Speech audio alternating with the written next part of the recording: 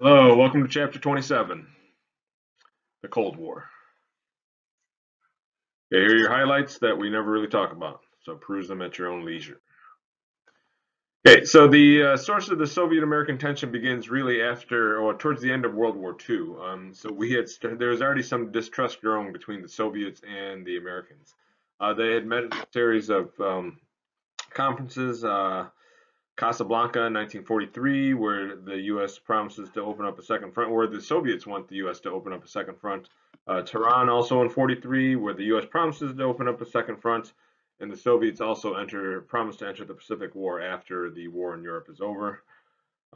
In post-war Poland, that there was some disagreement as to the government that would be in Poland. They never reached any kind of conclusion. Okay, but the big dispute is really in Yalta in 1945. Um, Yalta 1945, the U.S. had promised to cede some of the territory the Soviets had lost to the Japanese, to promise to give it back. Also in Yalta, they created the United Nations. The United Nations is kind of like the League of Nations, but they improved on some of the concerns. And so what that means is that United Nations would have a permanent security council of the Big Five: the U.S., Great Britain, France, Soviets, and China. The winning side essentially in World War II. Any of those countries could have veto power. So again, one of the fears of the League of Nations was that the U.S. would be dragged into some kind of conflict that didn't involve it.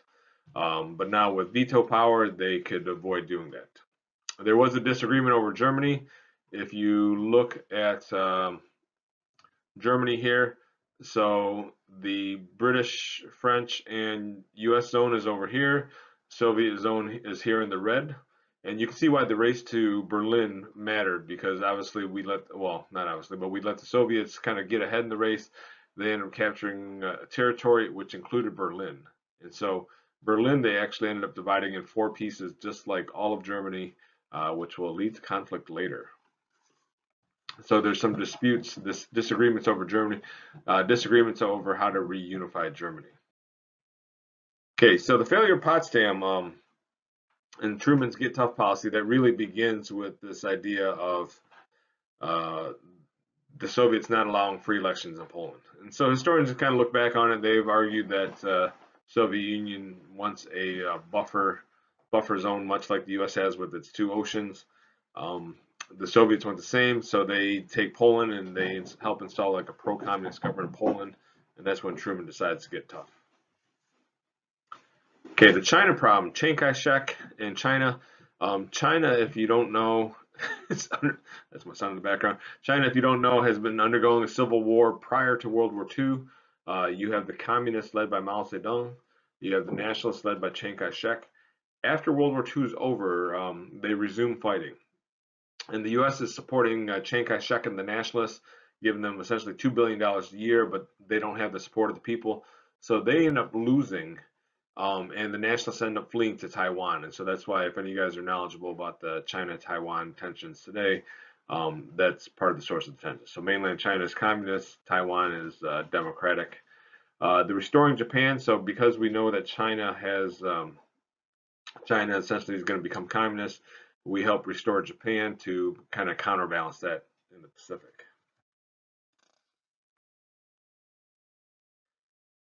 Okay, so the containment doctrine, what you get is what you get here is essentially we have a full-blown Cold War that has quote unquote broken out.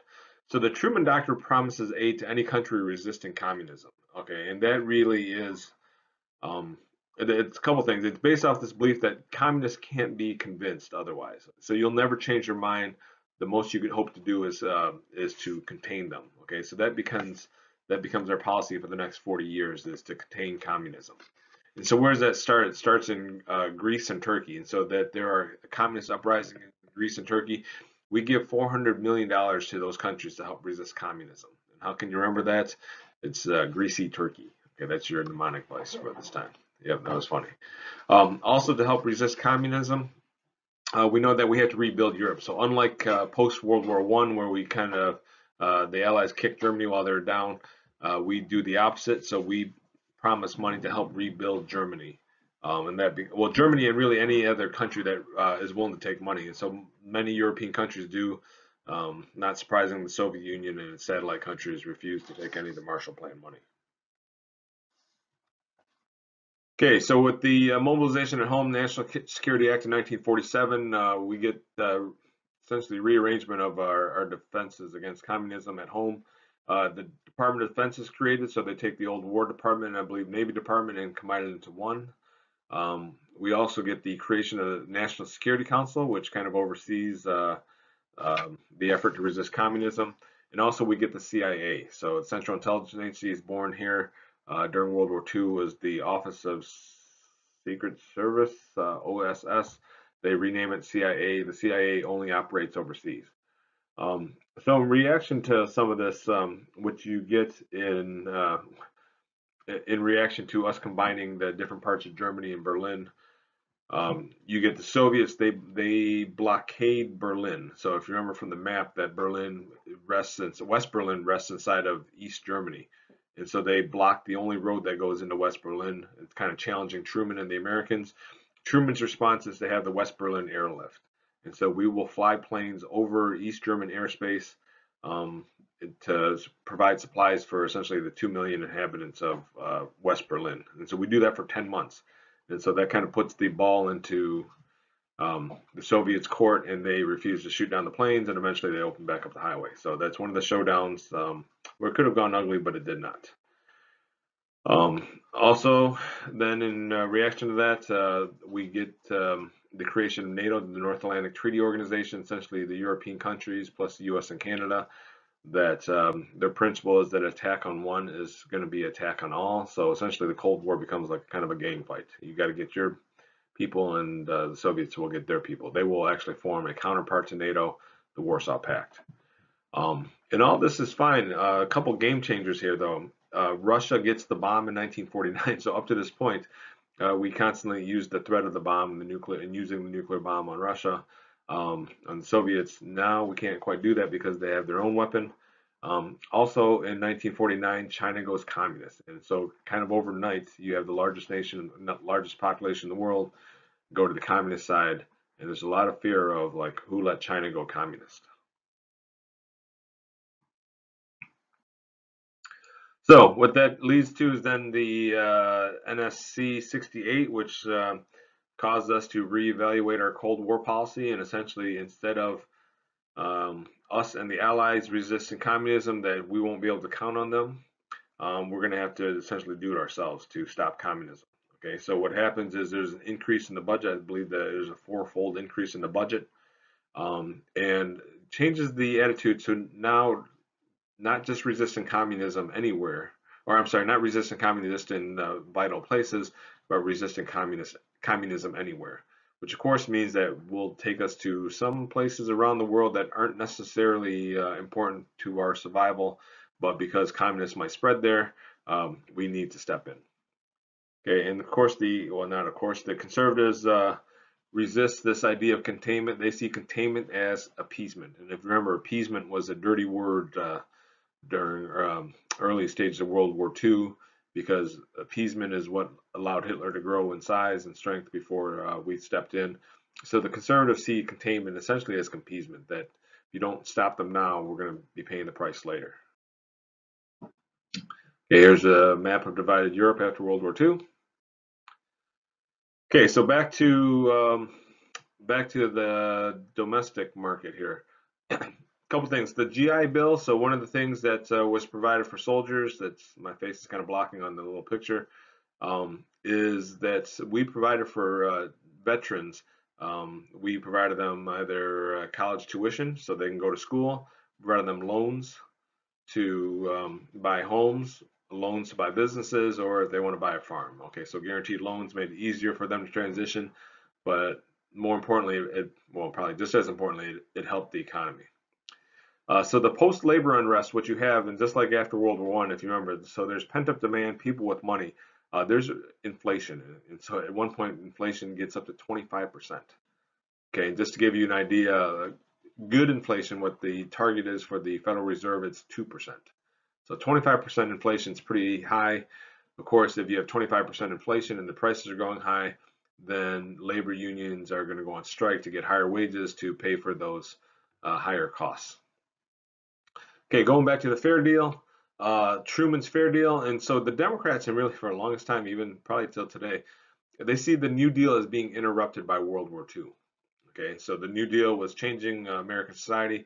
World War II interrupted that progress. So what Truman tried to push for in the fair deal was that there should be more Social Security, there should be a higher minimum wage, there should be public housing, and probably most importantly for Truman and the Democrats, they wanted some sense of a national health insurance. Okay, um, so that is what Truman and the Democrats are pushing. The Taft-Hartley Act, and again, this is the battle over labor unions. So Taft-Hartley Act, the Republicans passed laws that require businesses to be open shop, essentially the right to work. Okay, so again, a closed shop is where you have to join the union to get a job there. Open shop or right to work, you don't have to join the union. Okay, Truman actually vetoes this act, but he gets easily overridden by the Republicans.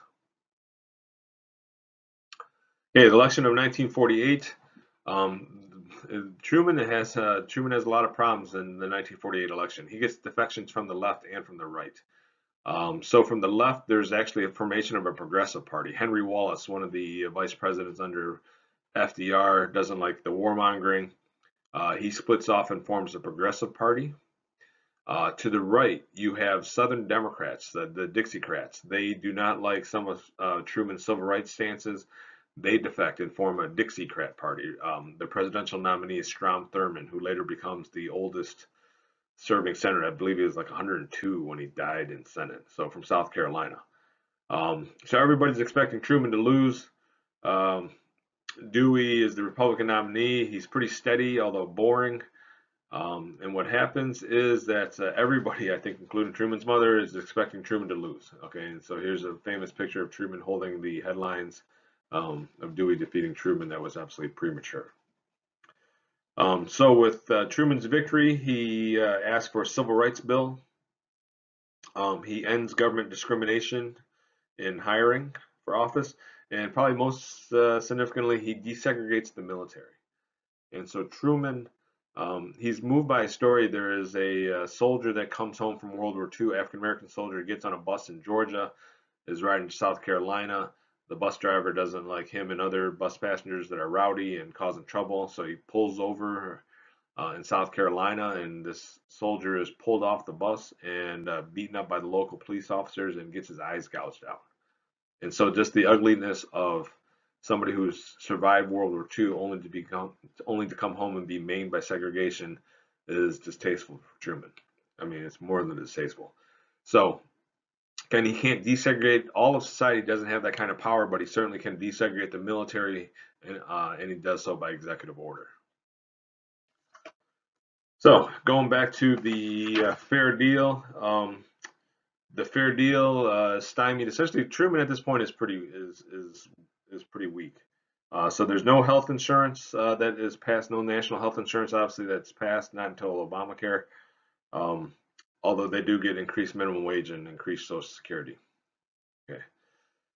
We're going to skip the nuclear power stuff. We think that's the thing for STEM kids. Okay, so the first hot war that comes out of the Cold War is in Korea. So Korea, if you look here, it's divided in the 38th parallel after World War II. North Korea is communist, South Korea is democratic.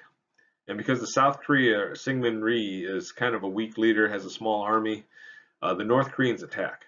Okay, and so I'm going to fast forward to the next slide. Essentially, it's a pretty good story here. The North Koreans attack. They push South Korea all the way to this what's called the Pusan perimeter. Okay, this little corner right here. The Americans and Truman wants to jump in because kind of facing the pressure of who let China go communist. Essentially, Truman and the Democrats have no choice but to go in, but they want it to be a UN action, not just a United States action. So they go to the UN, ask for the UN to get involved, and of course, each of the 5 major countries and the Security Council have veto power, but unfortunately Unfortunately for the Soviets, they're boycotting. They want China, mainland China, to get the UN seat instead of Taiwan. So they're boycotting. The Security Council votes to send troops, and they send troops. And so there's a procedure here where the UN troops, they land behind the South Koreans here at Incheon. And so quickly they chase the communists back up through North Korea, and they go all the way through North Korea, and China's warning them not to get near the Chinese border, the Yalu River up here. And once they approach the Yalu River, the Chinese come streaming across. Sometimes without weapons, just throwing rocks and other things, and they chase then the UN forces back down all the way to the 38th parallel, and we end up where we started. And that's where they declare their truce. So one of the controversies that came out of the Korean War, General MacArthur, who was the famous general from World War II, from the Philippines, the I shall return guy, he wants to attack China, and Truman, probably to his credit, is smart enough not to support that. He doesn't want to attack China. He wants to attack the Chinese troops that are coming, or the source of where the Chinese troops are. He actually wants to use a nuclear weapon. So MacArthur actually writes a letter to one of the congressmen, which gets published, saying that we should be attacking China, and Truman fires him for insubordination. You cannot question your commander-in-chief. He fires him. Truman says he didn't lose a minute of sleep over firing him because that was the right thing to do. Okay, wartime economic regulation. We regulate the economy. Okay, so still staying in the domestic front here, the source of the Red Scare. So you have to imagine this. I mean, it looks kind of silly looking back at this time period, from this time period, but so why did people think communism was a real threat? The Soviets had got the bomb somehow. China overnight had become communist seemingly. The Korean action, and so there seemed to be a real fear, tangible fear of communism trying to spread. Okay, and so of course, if we are going to keep communism from spreading, and if communists are trying to infiltrate the United States, what's the best way to do it? Through movies. And so HUAC, the House on Un-American Activities Committee, they investigate the influence of Hollywood. So if you look down here, it says the Hollywood 10.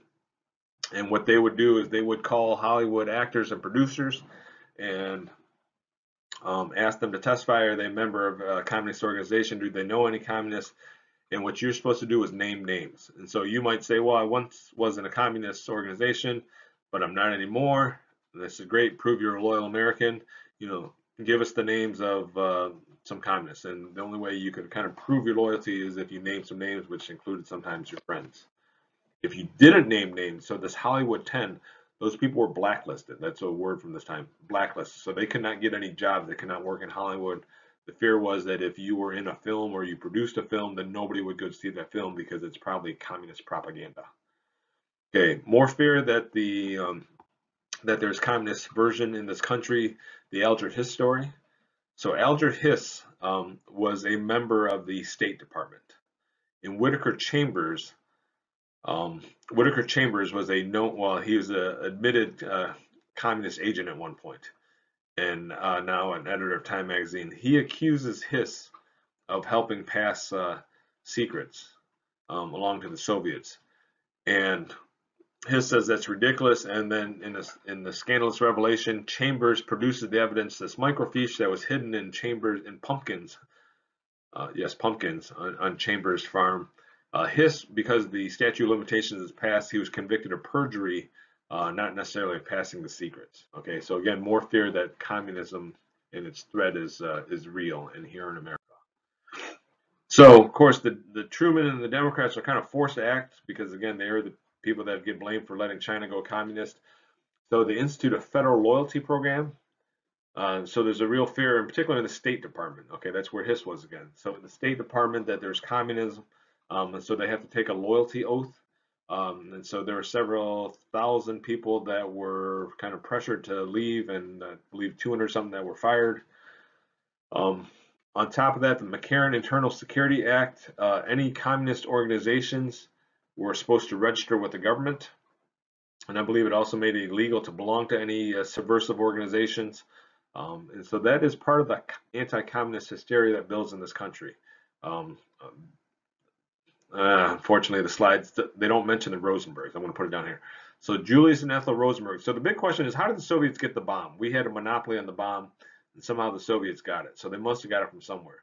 So the Rosenbergs were this obscure couple from New York, I believe. Ethel and Julius Rosenberg.